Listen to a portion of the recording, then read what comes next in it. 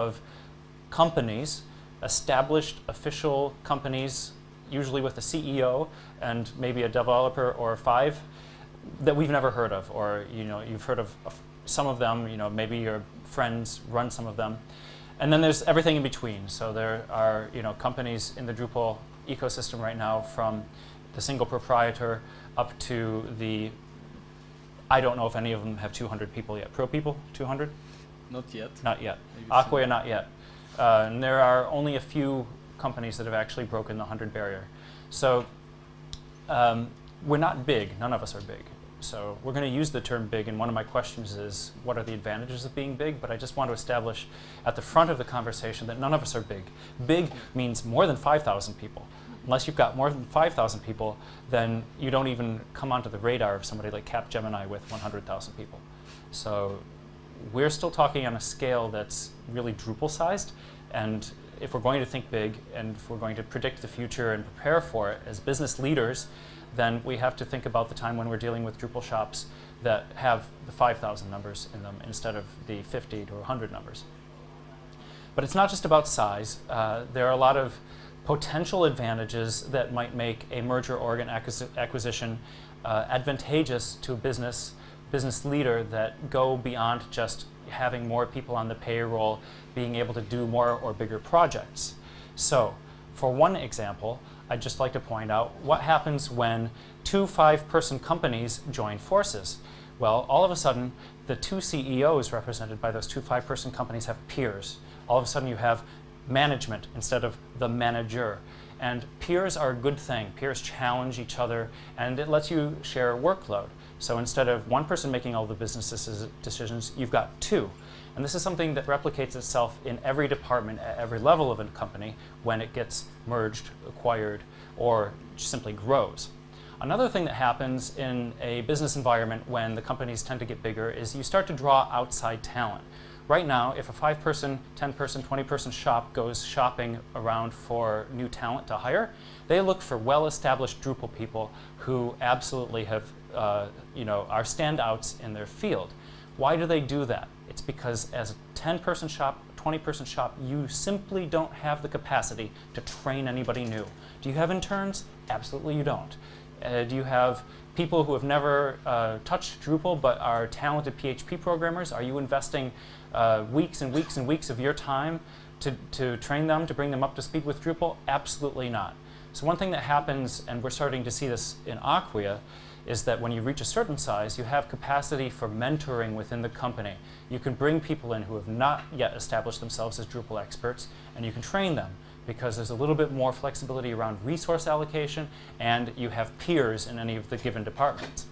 Another thing that happens when you get a little bit bigger, and maybe through the process of merging and acquiring, this can also happen, you can focus more on some of the more esoteric and unheard of aspects of Drupal business, namely sales and marketing.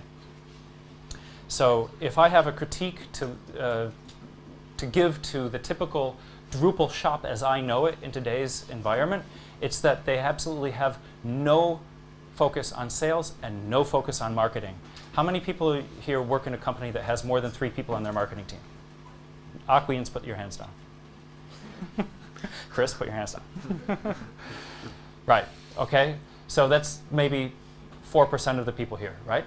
So that's actually an interesting problem, given that our leader, the person who's the visionary for our project, got up on stage today and spent half of his keynote talking about marketing. How many people have more than 3 people on their sales team? Okay, slightly better, good, good. Okay, so these are some of the things that might be advantages of getting bigger.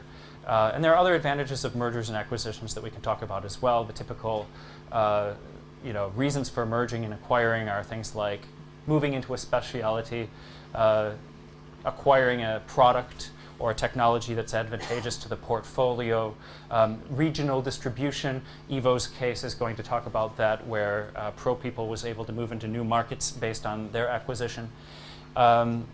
So there are a lot of reasons. Only a handful of them are actually represented by our panelists. But I do believe strongly that we're entering a time in the Drupal ecosystem we're going to see more of this. So I think that by talking about it at DrupalCon and having experienced panelists that you can ask questions of will give us the chance to maybe look to the future and prepare a little bit better for the time when merger and acquisition announcements are almost everyday occurrences until we reach that state. If this is the way it goes for us, that we have a larger number of really strong brand name companies and a slightly smaller number of the plethora of very small boutique shops who are operating out of their kitchens or shared offices with 5 to 10 people in them. So without any further ado, I'd like to introduce our panelists. Karen Borchert. Borchert. Mm-hmm. Okay. Pretty straightforward American pronunciation. French name though, right? Yeah. German, actually. German? Yeah. Okay. What do I know? Karen's a product director at Phase 2 Technology. The acquisition that she's going to tell you about is Phase 2's acquisition of Development Seed's product portfolio around Drupal distributions, including things like Open Atrium. And I think the best way is if Karen, if you would take 4 or 5 minutes right now to tell us about your acquisitions and experience from your company's point of view, and then we'll move on. Okay. Can you hear me? Okay, great. So I am with Phase 2 Technology, and we are a custom implementation shop for Drupal, about 50 people located in outside of Washington, D.C. in Alexandria, Virginia, in the U.S. And we are known in part for the work that we've done on distributions, including Open Publish for the publishing and news industry and Open Public for the public sector. And because of that competency in product development and product strategy, we were involved with an acquisition, if you will, of Development Seed's product assets in Drupal. So Development Seed, many of you probably know, a great development shop, also in Washington, D.C., great partner of ours, colleagues of ours and friends of ours, who decided to take their company in a different direction, but wanted to see the products that they had built in Drupal, namely Open Atrium and Managing News, find a home that would take those products to market in a slightly different way with more support and hosting packages around them, but also find a way for them to focus their efforts on what they were doing in mapping and in the industry that they're sort of moving towards. So we were involved in the acquisition of those assets earlier this year. So we took ownership of them in March of this year, and I was pretty involved on the actual project of determining what that would look like and what products are worth in Drupal, and what actually changes hands and what happens in that. And so that's how we were involved. Is that Thank you. good overview? So the next panelist that we have is Frédéric Play. He's the CEO of Commerce Guys, based in Paris. So Commerce Guys, as you may know, is the leading brand in commerce, content, and community. Or is it community, content, commerce? Got their marketing manager here. And they're also leading the development effort around the Drupal Commerce platform for Drupal 7. So Frédéric, would you like to explain your acquisition history? Sure. So hi everybody, thank you for having me, Robert, to this panel. So Commerce Guys is the leading force behind Drupal Commerce. As Robert said, we are a 30 people company. We are actually operating both in the US and in Europe with teams which are remote for most of them, or centralized either in Jackson, Michigan, or in Paris, France. So we actually are working on a mission, which is basically building Drupal Commerce and making Drupal a flexible, powerful e-commerce solution as a whole. So including the Drupal Commerce, but really more importantly, benefiting from all the great things that Drupal has and that e-commerce players want. So we like those 3 C's words. And what was your acquisition history? How did the company come to exist? Right, and so the reason why Robert was actually inviting me to this panel is that back in 2008 there were 2 different companies, one AFH3 working in Paris and San Francisco, and another Commerce Guys LLC based in Michigan, and we started working together on client projects. For the start, we worked with Ryan and Mike and had a very good experience working with them. Thought actually what they were doing was really great, and got together and thought that working on e-commerce with Drupal was making a lot of sense. Probably not with UberCart, which was really designed for more US-centric, smaller merchants. And the whole idea of the acquisition was actually to come up with a solution way differently built from UberCart. So really started from scratch again, based on UberCart's experience, but really from scratch, called Drupal Commerce, and that would target higher-end merchants. And we've been doing that for 2 years. It went through technically an acquisition process, but actually really more a merger, because we founded a new company, Commerce Guys SAS, for the French Société Anonyme, and all the key stakeholders were actually becoming shareholders of the company. So that has been a pretty not straightforward deal to make, because we're gathering 3 teams, and it's actually happened in April 2010. We've been running with on a single company since then, so it's been a year and a half, and so maybe one thing to finish. There's several reasons to really do an acquisition or a merger. The real main reason was that we had a common project that we wanted to achieve all together as a unique team, and that's what more or less the background. We also raise funds with VC, so it's not mergers, it's not acquisition, but I think that's something that you want to mention as well, Robert.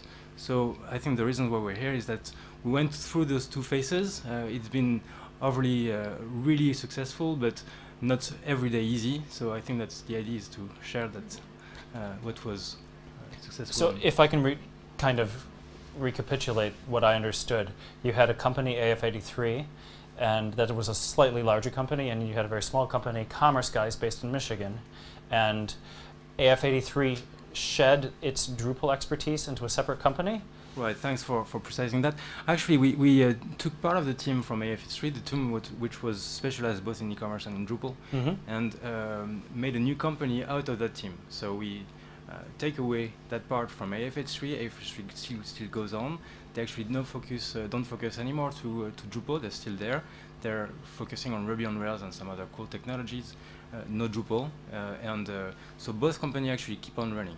So this is interesting, because this is actually a case where a company has divested itself of a part of itself, spawned off something new, which is also the other side of mergers and acquisitions, is spinning stuff off so that it can not be tethered to the home ship anymore. Maybe interesting to ask Frederic about in the follow-up questions or after the session. Good, thank you. So Ivo Radulovski is the CEO of Propeople Germany, Austria, Belgium. That's not the same as Propeople, the bigger Propeople, but they're sister corporations. Ivo previously had a company called Segments that was operating basically in Germany, Austria, and Bulgaria. Mainly. Austria mainly. Yeah, Bulgaria too. Right. So, and that was more or less a professional services company, right? Right. And so go ahead, Ivo, and explain the nature of the acquisition and merger, and where that leaves you now. Thank you, Robert. So Propeople Group has now more than 130 employees, and we are in over 7 countries. We have offices and operating in much more countries. So for me, it's an very interesting situation, because I've been a small company with up to 10 people, depending on projects, and I've worked for several years with Drupal, and it was kind of taking the next step, and for me it was very successful to join Propeople and being in an international team. I've been quite active in other fields, like organizing conferences, Drupal government days. That is one of my core competences, to meet people and network. So for Propeople, this opens a new market, and especially in the German-speaking area where I'm situated, this kind of going forward there. So yeah, Propeople is amongst the biggest Drupal shops, I would say. So it has undergone 3 acquisitions within 1 year, so we already have some experience there, and that's what we want to share today. So out of those acquisitions, were they all services companies, similar to Segments? Right. That Yes? Yes. So how many people did Propeople grow by through your acquisitions? So actually, I don't know the exact numbers about the other companies, but I'm sure it's at least about 15 to 20 people. And how many regions did you move into through those acquisitions? So more than 5 regions that where we are now active and we have projects running. Okay, thank you. Karen, what motivated your acquisitions of the assets from Development Seed? Well, to be honest, we didn't pursue an acquisition of these. We were approached about it. And so what motivated us to consider it and to consider the idea of that, there were 2 things. Number one, we know that we are proficient in products and know how to build them, how to maintain them, how to use them for our projects, and you know, every custom implementation that we do, almost every single one starts with one of the distributions that either we built or that we maintain. So we use them on an absolutely daily basis in our office. So that was one thing. They help us do our job better and faster. So that was one reason. And then the other reason, honestly, is that when we started the conversations with Development Seed about Open Atrium, you know, we believe Open Atrium is an incredible asset to this community, and we believe that people are using it, customizing it, building upon it in ways that are just, you know, really unique and really exciting. And we really didn't want to see that go away, to be honest. So part of it for us was, you know, part of it is maintainership of the modules and maintainership of the distribution itself, and continuing documentation and support and building that community. And the community is too strong around Open Atrium for it to, you know, just be something that perhaps, you know, just kind of, you know, goes down over time. We really thought it was a vibrant part of Drupal, and we wanted to see it maintained. And honestly, we use it in our office every day. It's our project management tool. So we didn't want to see it go anywhere either. So if I might ask, what exactly did you acquire? We're talking about GPL code. How Sure. does one acquire GPL code? Well, one doesn't acquire GPL code. One acquires the trademarks and the assets around that GPL code. So what we acquired was the maintainership, so all of the maintainership for all of the modules of Open Atrium and for the distribution itself was changed over to us. That obviously is not something that is a financial transaction so much as a maintainership change. In terms of a transaction, that is about the intellectual property around that GPL code, that it built the Open Atrium brand. So if you know the Open Atrium name and the logo and the sites and the marketing materials and all of the beautiful design that Development Seed put into that product in the community, those are the assets that we actually acquire in that transaction. The maintainership is just a transfer of maintainership on D.O. Thank you. And what would have happened if you hadn't acquired those assets? Well, I don't know. A few things could have happened, right? Development Seed could have kept it and held on to it and continued to support it. They could have looked for someone else in the community to support it, or they could have left the code there and let people continue to use it, and then perhaps somebody else would have either, you know, built upon it and called it something new and started a new community around it, which would probably take a little bit of time, or not. Thank you. Frederick, how successful was your acquisition? Or in this case, the merger and acquisition? Well, today, you know, we're announcing the Drupal Commerce 1.0 release. So as it was the, thank you. So as it was the mission of the company, I think it's overwhelmingly successful. We're very pleased with the fact that we managed to get this project done, and it's really more like a second beginning for us than anything else. But it's definitely a big milestone. So I would say it was very successful. That doesn't mean that everything was absolutely easy and that it went very smoothly. We were very fortunate to actually be among very intelligent, smart, open people, and we're actually we went into the entire. I think we did the toughest thing you can do is basically not consider just doing an integration and a build-up, but having basically teams that are working on their side and working on their markets and focused on their clients, but really went for the entire integration. So what I mean by that is that we have only one operations manager within the company, only one sales manager within the company. We're not really organized by geography, but more organized by type of roles. And this means that people collaborate all the time together. This means a lot of communication going forth with the time difference from Europe and the US. So that's, I mean, there's no regret. That's the right organization for us, but it was tough to install, and it took us, I think, at least 3 to 6 months to really figure out and be efficient as a company again, as we were before the merger happened. So you mentioned it wasn't always easy. Were those the hard parts? What other hard parts were there? Yeah, the main one hard part was actually to set up an organization that was proving efficient. And especially when you, as I said, you want to make a global organization, not a geographical organization. I think we needed that, but it was definitely, it requested time for people to understand each other's way of working, and we were coming from different cultures. So that was probably the tough part. And if you could look in retrospect, do you think you made any mistakes? Can you identify any concrete we definitely mistakes? made mistakes, but we were right on choosing this organization and pursuing it. What were some of the mistakes you made in the merger and acquisition that you would like to do better if you could do it again?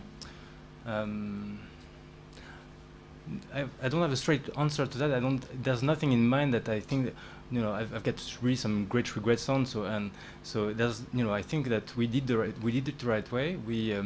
But again, the thing that's, the warning I would like to send is that don't believe it's going to, work overnight.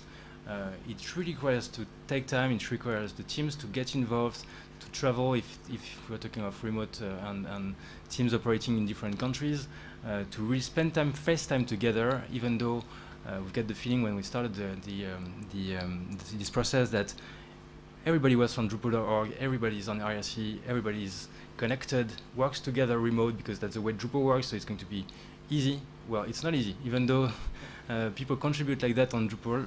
It's not the same for a company than for a community, and face time is absolutely important. So get ready to travel if you want to get on other markets. Get ready to actually really spend time and energy on making it happen, because that's really where it's, the secret really lies, I think. Thank you. How about you, Ivo? What was the most difficult part of the acquisition after it closed for your company? So as far as I see it, it was to align the processes between the different companies, because people often keep working in habits they built over time. So would you call that culture? Corporate culture? Yes, but not, mainly processes, how things are done. It's not only the corporate culture and the culture of different companies in different countries is kind of different, but yeah, to get in one line with every department. And it was quite new for me too, because I've been in a small company where I had to take care of everything. So on the one side, now I have help in different areas where I can focus on the things that I really like to do and can do good. So but to get straight the processes, that was probably, I think that's a general thing, and when change happens, you have to deal with it. So, is there any mistake that you made that was made during the acquisition that you would like to avoid the next time around? Yeah, nothing real big, but what I've seen is probably that at sometimes I've tried to implement my habits over the rest of all. So yeah, and So this is a warning for the people you're interviewing, right? yes. So it's on the one side it can be pretty helpful because when a vehicle starts going, it goes and goes, and if you come from outside, you see some things that are not perfectly optimized, so you can give your input and try to optimize them, but it's hard to change the whole thing. So And it's also important to keep your eyes on the big goal and make sure that you're fixing the real problems and not getting distracted by the small problems. right. That's something that I speak to from personal experience with a growing startup that I work for. Frederick, how important is being big for a shop that is involved in any way with professional services of any kind, including support? Well, it depends really who you target in terms of customers. The bigger the customers, the bigger the expectations on the size, on the financial situation, on everything that basically is not your expertise. So that's really a question of strategy in terms of what's your target customers. I believe that's one of the things that we see right now is, so we don't do end-to-end website development. That's not what we're doing. We are running a partner program, and we're receiving leads, so we're sharing leads with partners.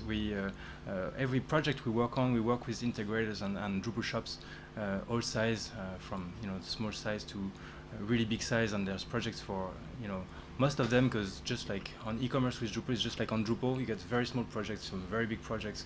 So it's all type of companies are actually interesting, but for the really big projects, what we saw that lately, and I recall at least 3 or 4 projects where it actually happened, is that the technology was very convincing to the customer.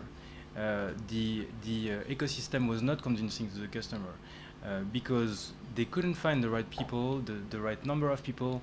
If they had to find some, for instance, 10 or 15 Drupal developers ready to work on a project the next week, that was not possible. And I'm talking of examples that I saw in France and in the US, mostly in France. But I clearly recall that we lost some projects to .NET or to other technologies because on those worlds there are some large companies that actually can provide a client with 10 or 15 people the next day. And I think that right now we need scaling in the Drupal community. We have this level of maturity where I think it would be good for the entire ecosystem to actually move on and start consolidating, start working on larger companies. And I think that would be really helpful to the whole market and to the whole Drupal community to see this momentum really starting. I think it's starting. It's probably not starting as fast as it should. Thank you.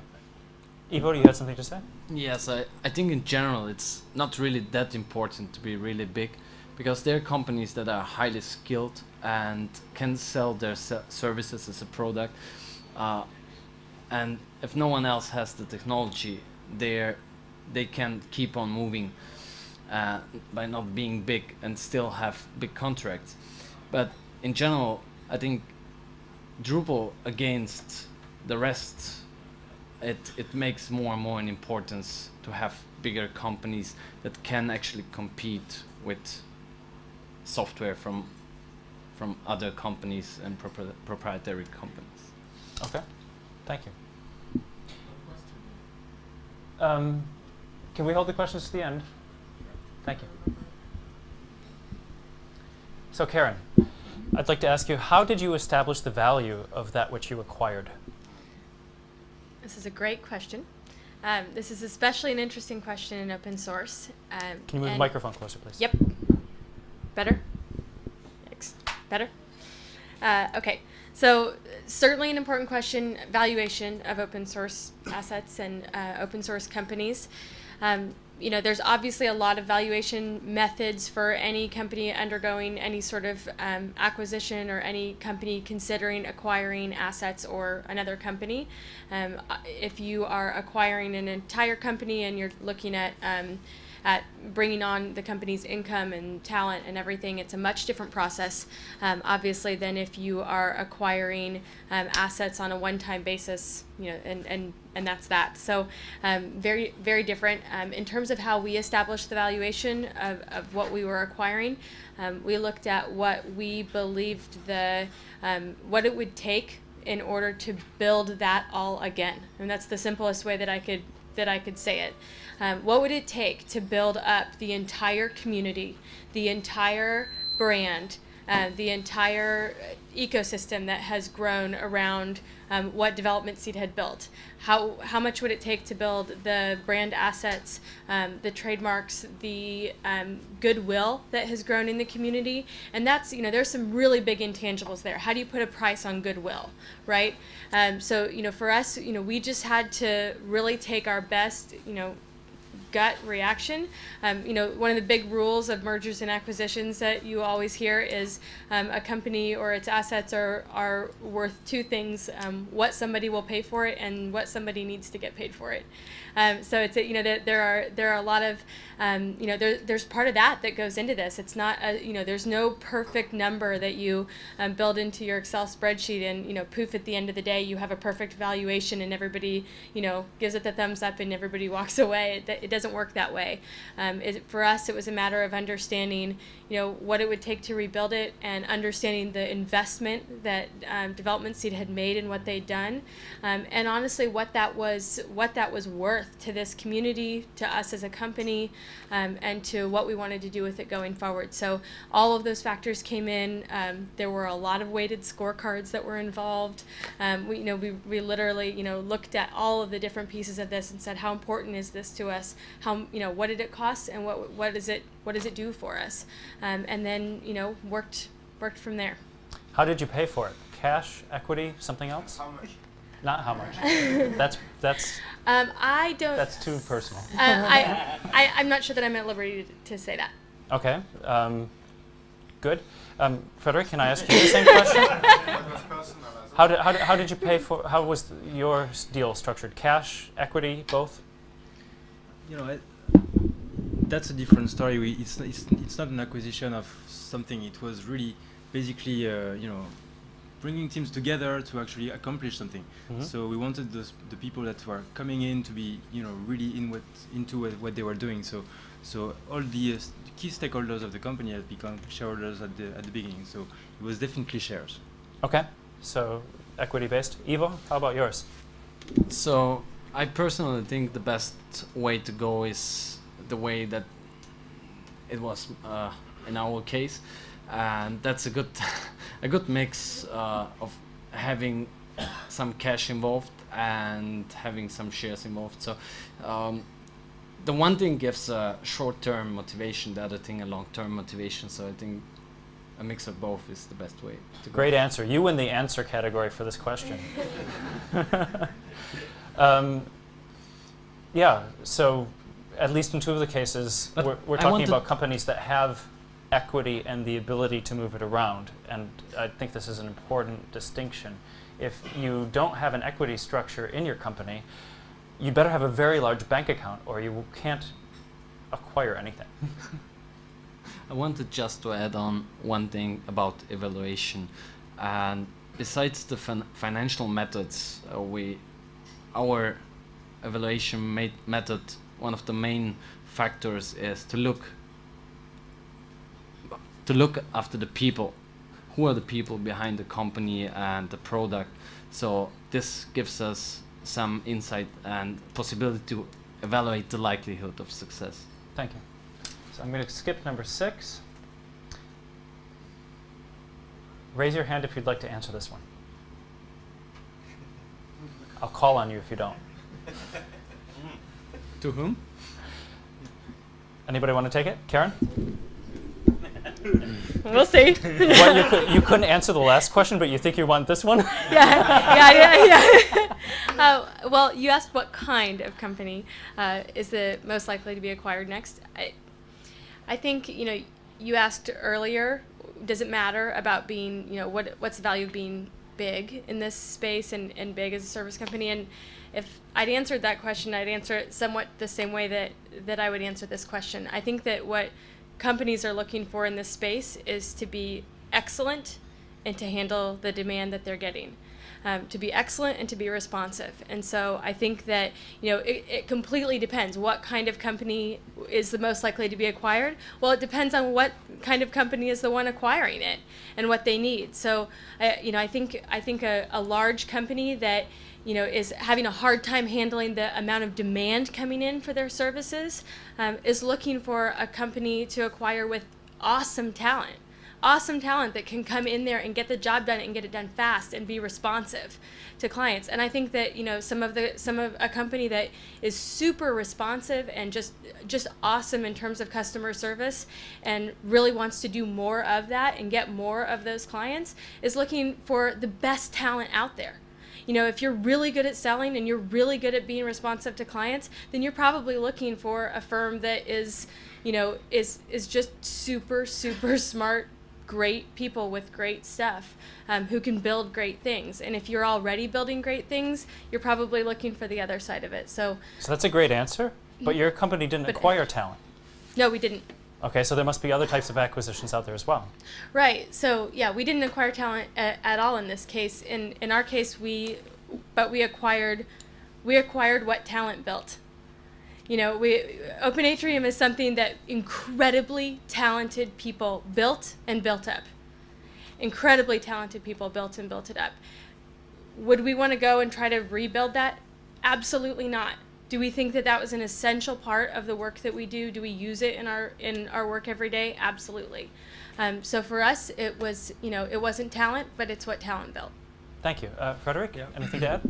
No, I would add to that that I believe that a company likely to be acquired is a company that is willing to be acquired, and it doesn't happen by accident. And if you don't think about an exit strategy, to use the VC words, or at least understand in the environment industry where you are, what kind of company could be interested by your skill sets, it's not going to happen. So I think that it has to be, you have to, if your objective is to sell your company someday, you have to market it.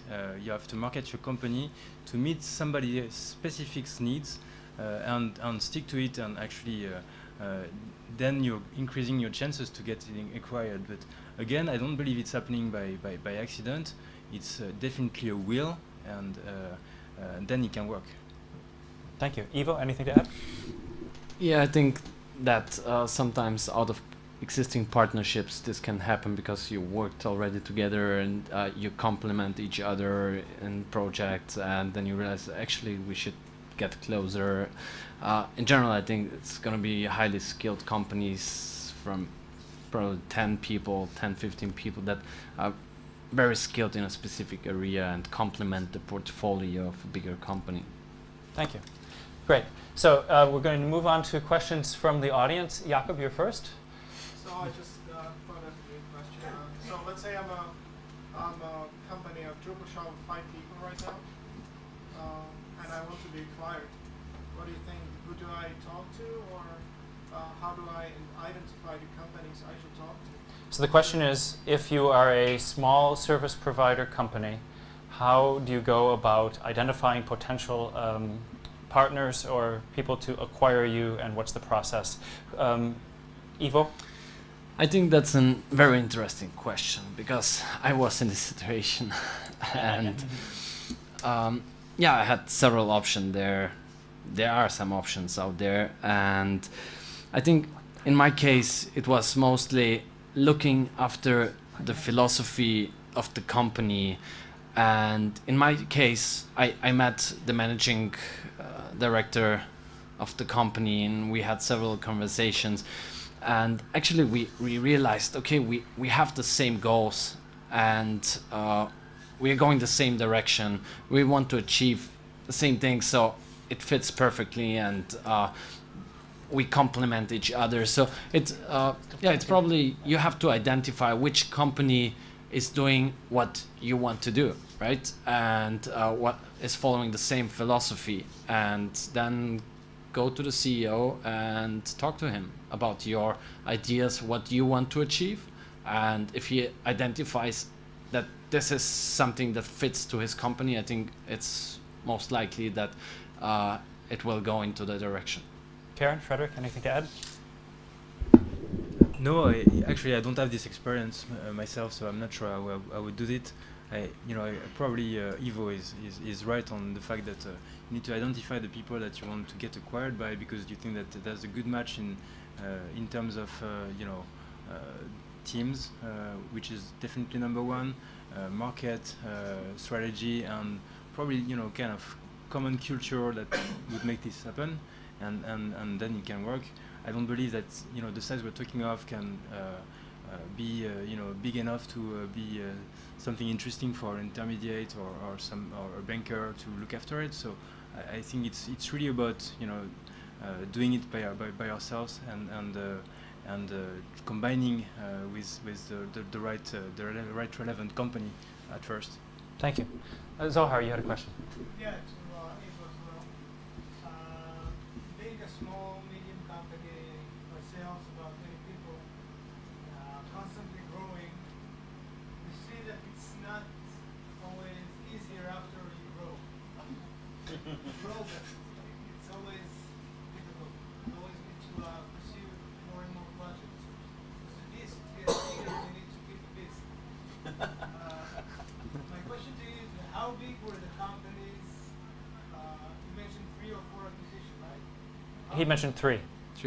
How big were each of the companies? How big are you now as a whole? And how do you see this? Is it easier? Is it more difficult? About the same? So I believe he mentioned that they acquired 15 personnel between the 3 acquisitions, and the company is around 130 people now. Right. Does it get easier afterwards? It's pretty small acquisitions, but the effect is quite high, because 2 of the acquisitions were to establish markets, and 1 to extend our expertise. So it's going smoother now, and the effect is big. So I don't think that this growth was negative. And yeah, when talking about getting bigger, right? You mentioned from constantly growing. That was one of my things that I thought, okay, if I want to reach this, to grow to a certain size, that there where I want to go, it will take me several years. So I just want to take a shortcut. Good. Gentleman here?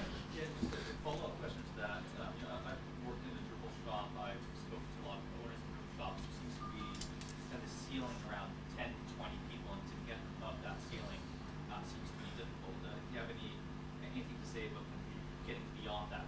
So the question is, how does one grow beyond the ceiling of 10 to 20 people in a Drupal shop organically? Yeah, was the question to me, or should I? All 3 companies have kind of gone beyond that. Actually, Karen, your company is the only one that's done that without. Yeah. Organically. Done that organically. Okay, so it's a great question.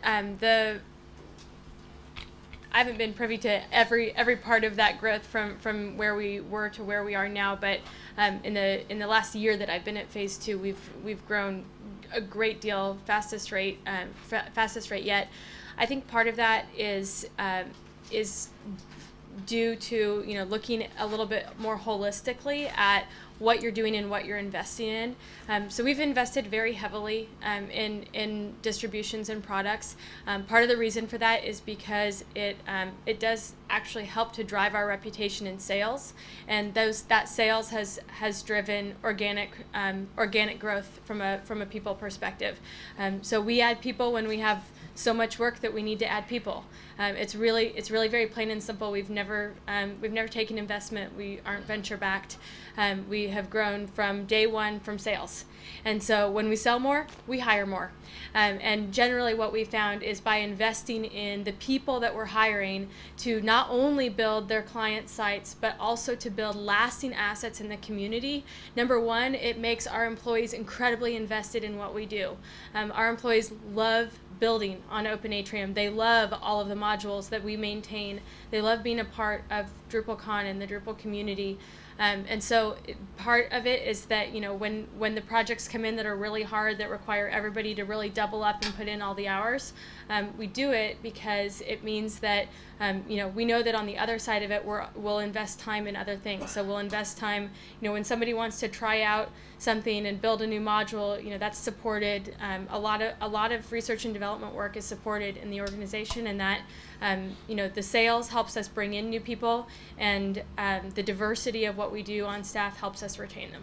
Thank you. And if you'd like to hear Karen speak more about Phase 2 and what they're doing, she'll be on stage with me tomorrow when we talk about taking inventory of Drupal products and app stores. We're announcing the Open App Store Initiative standard. Is that what's Open App Standard? Open App Standard. So if you've been following the App Store debate, this is where it comes to a head. There's actually a public standard. Press release went out yesterday. Did. It did. So see more of Karen tomorrow. Fred, you had something to say? No, I just wanted to share my previous experience at AF3 because we experienced that same issue. We went from one employee to 50 in 3 years. So it was not just Drupal; it was several technologies. But it was from how big to how big? 1 to 50 employees. 50. Yeah, 50. Okay. AF83. Yeah, and really the time where we struggled was the 20 to 30. That was exactly the spot where it's really tricky because you're at that stage where you need to have some second management level and not everybody straight in the line. It's no longer possible. It's not you can't grow anymore like this. So you start to have a second row of manager and maybe sometimes a third row of management, and that's a different organization. At that stage, the company really changes because it has to be split into more specialties. Before 20, we had basically project managers and developers. That was it. After 20, we had some people doing integration, focused on integration. Some people focused on development. Some people focused on maintenance and project managers. So that was 4 teams instead of 2. What else do we have? We had also the fact that the company is really changing when you double like this. So people had the feeling that the company they came in at the beginning was not anymore the same company. So it was starting to bring up some kind of friction and tension within the old guys and the new guys. So basically you're starting to see new problems and new issues. And I think that's a tough step to actually get to, and I believe that's the reason why we see a lot of Drupal shops that are actually stuck at 15, 20, which is a good size, but getting the next level really requires to bring some. You need a financial manager, for instance, that you don't need when you're 20, I would say. You need marketing and probably a dedicated person in marketing. You need more salespeople because you have to be sure that you can make the salaries after every month, and it's you're starting to look at big figures. It sounds like you're making a case for a merger between 2 of these shops. Yeah, and actually the thing is, I think the next spot after, that's my experience. So I'm just sharing that with you. I'm not saying that's truth. It's 20 is stuff, 30 is stuff, 40 is stuff, 50 is good. There's some kind of nice spot at 50. Some kind of nice spot at 50 because you actually can afford to have a financial manager, you can afford to have a sales guy, dedicated marketer. Before that, you're struggling because the revenue you're generating with your development and project management team doesn't really cover the fixed cost of the other people that are actually doing good, but more long-term good to your company, not direct revenue every month. So I think look, shoot for 50. That's my advice. I think you had your hand up first, right? When you guys acquire companies, what sort of due diligence do you do before you actually sign those deals? Okay, so the question is, when you acquire a company, what sort of due diligence is done before you sign the deal? Ivo, sorry. How deeply did they inspect what they were getting with you? Yeah, so in our case, it was pretty straight. When it's a small company, you can fast figure out most of the details, and it's easy to handle. And then it's mainly based on trust, and because if you have trust, a good relationship, then it's going to work out, and you don't need that much details. Of course, you'll need a lawyer, and you need the first things will cost you probably several thousand euros, but that's not a big deal. I think it's more interesting to hear from Fred. Yeah, you're a sneaky devil, Ivo. No, because I know it was more complicated. That's okay, why Fred. I am more or less. I'm pretty much on the same page as Ivo. I think combining two shops or Drupal shops that have been working for a year together, you don't need the whole army of consultants to check out the accounts, even though you're going to check because that's something you want to do. So you have somebody in looking at the accounting for sure. I can tell you a little bit more about the we haven't talked about VC funding and stuff like that, but this is getting really more serious when you're actually getting this road to actually grow your company further. You're getting due diligence, and it's done by auditors, and they come to your place. They actually look at every invoice, contract, expense you've made for 3-4 days, and they come up with an audit document that with recommendations that you need to follow probably most of the time for the fund. So I think it's really important to, when you're getting to a process of acquisition, to make sure that your accounting looks good, that your contracts are closed, that they are stored in a specific place, get this organized before it happens. Otherwise, it's risk. It's a tough moment. It's not fun. So it requires to be really organized and have some clear, good accounting. And so get the assistance of a lawyer and of an accountant or CPA beforehand to make sure that everything is in order. You can screw up an acquisition or a VC raise pretty easily. When trust goes away, it's very difficult to recover it. So I think that's something you really want to pay attention to before you do anything. Thank you. There was a question, yes, in this region. The question is, I want to make a comment to your question without having to go up to 20. Our organization has about 200 developers. They're not all Drupal developers. I believe we have about 28, 29 right now. I think that what we need to do is we need to start looking at building some sort of infrastructure that organize yourself internally, critical processes also, so your employees have common ground. So that will lower your managerial tasks a lot, and trying to align yourself with some sort of agile or CMMI process that touches you a little bit more from day to day. Good, thank you. What's your organization's name? SGC San Francisco. Okay, thank you. Did you have a question as well? I would like to know how you can grow more your business on the Drupal space, considering that there's so much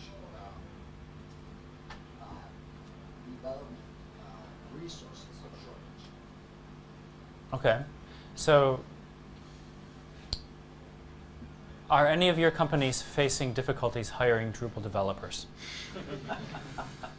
Karen? Yeah. What are you doing about it? Sorry. Well, there's two things. Number one is we're hiring a lot of non-Drupal developers. So we actually are in a, I guess, somewhat unique position that when we were a 10 and 12 and 15 person firm, we've always hired really talented LAMP stack developers that have almost no Drupal experience. We have a lot of guys who started on Drupal with us. And we just hired the most talented developers we could find, and then they developed great Drupal skills with us. That's something we've continued to do, and we will continue to do, is help to grow the community in that. And then I think the other thing is just to make sure that when we are hiring great developers, that they stay on as great developers. We're not hiring developers to come in and stop developing, stop contributing back to the community, stop building Drupal as a community. We're hiring them and helping them continue to do that, because round of applause. The number That's the one right way to do it. The number one thing that you can do to have more developers to hire is have more Drupal to build. And so if Drupal is being built and it's being built by a great community of people, then those are the people that are going to foster the new hobbyists, the new part-timers, and eventually your new hires. And so that's how we're doing it. Thank you. There was a question in the back here. Yeah. All the three examples are Drupal companies. All the three examples are Drupal companies acquiring other Drupal companies or merging. Now, are there any examples of non-Drupal companies or venture capitalists, private equities investing in Drupal companies? Okay, I can answer that question. Is anybody here from Dataflow? So there's a Belgian company called Dataflow that was acquired by or merged with the much larger Aussie group in France. So this is a very clear example of, and I don't know the details of how that came about. I was hoping somebody might be here. But I think Aussie France is more like 30,000 people, and Dataflow is in the hundreds of people. 6,000, 7,000, yeah. Dataflow? No, not Dataflow. Aussie. 700 people. Okay. And Aussie is like 7,000, 7,000. 7,000 Aussie. Presentation an hour ago. Great, thank you. I'm glad you were, because I obviously am not very good with numbers. So 7,000 non-Drupal assets for Aussie acquired or merged with Dataflow, which has 600 now. 60. 60? 60. Oh, 60. Dataflow has over 600. Dataflow has over 600, yes. Absolutely, yes. So we can ask them. What about 60 Drupal developers? 60 Drupal developers. Yes. You know something about this? No, that's a question. So yes, one moment. So yes, and there are other examples of venture capital-backed Drupal companies. Acquia. Acquia is one of them, but there are others. Pantheon, I believe, is venture-backed. Who are the others? I mean, Commerce Guys are venture-backed. There's a lot. I mean, not necessarily always huge Subhub? venture-backed. Subhub, yeah. Is that Evan? Yeah. Subhub is venture-backed, yeah. Okay, good. Your question? I would like to ask Ivo, after you did this acquisition to go into other markets, are you getting, what would you say you get the most of? More organic growth in the separate markets, or are you getting more benefits from being bigger and pushing products and sort of more economy of scale? So the question was, as you move into other markets, are you benefiting more from the economies of scale, or just organic growth in different markets, because Drupal is growing itself? Or growing into different markets organically? Ivo? So yeah, I had the problem that we had big opportunities with big clients, but we mostly lost them to bigger companies. So this helped me to make use of the resources that Propeople has, and to extend the business to the new markets. So I kindly take benefits from having an established development or more established development teams. So you saw it as a platform for you. Right, Stepping into a platform. But what about the platform? How do they see it? Do they push more products as economy of scale, or do they just get more organic growth? They get mainly growth because I have a base that I couldn't use really before. It's a small company, and now, yeah, I can really get the projects that I always wanted to. Good. So we are unfortunately out of time. I'd like to thank the panelists for volunteering their time to talk to us. Thank you, Ivo, for organizing.